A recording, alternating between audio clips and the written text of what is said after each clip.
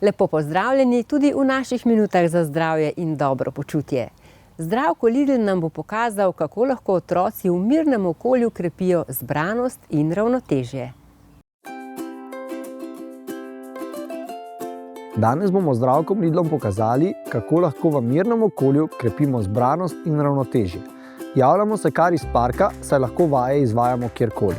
Začeli bomo s hojo po kamnih. Evo, pa lahko kar greš, pa greš iz enega kamna na drugega. Koraki naj bodo počasni in pogled usmerjen mirno naprej. Če opazite, da je otroku vaja prelahka, lahko dodate še med in lovljenje storza.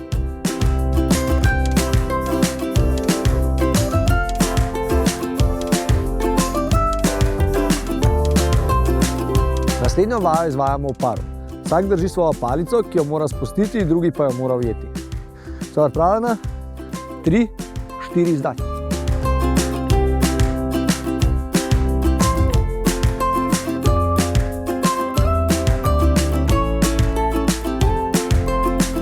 Zdravko Lidl nam je pripravil piramido s kozarčki, mi pa jih s kamni poskušamo podreti.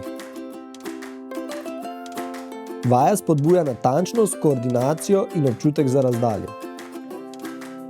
Pri naslednji vaji najdemo štor ali pa si s pomočjo palic naredimo krog. Vanj bomo metali kamne in probamo zadeti sredino.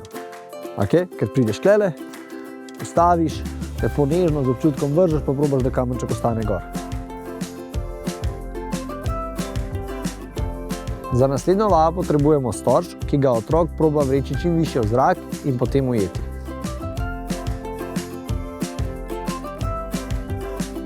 Če je izziv prelahek, lahko dodamo dodatne izzive, kot je plosk pred ujemom ali celo obrat za 360 stopinj.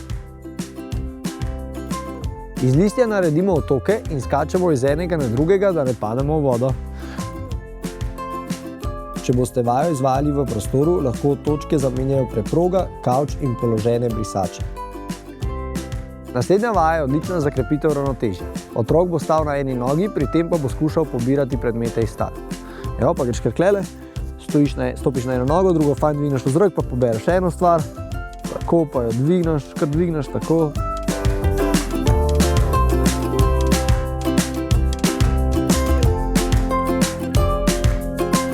Ravnotežje ni samo vaja, ampak je igra potrpežljivosti, zbranosti in poguma. Vsak otrok ima svoj tempo, svoj čas in svoj način. Če ti je bila vadba všeč, pokukaj na Lidlov YouTube kanal, kjer te čakajo še druge zanimive vsebine. Adijo! Še več prispevkov pa najdete na YouTube kanalu Lidl Slovenija Zdravko Lidl.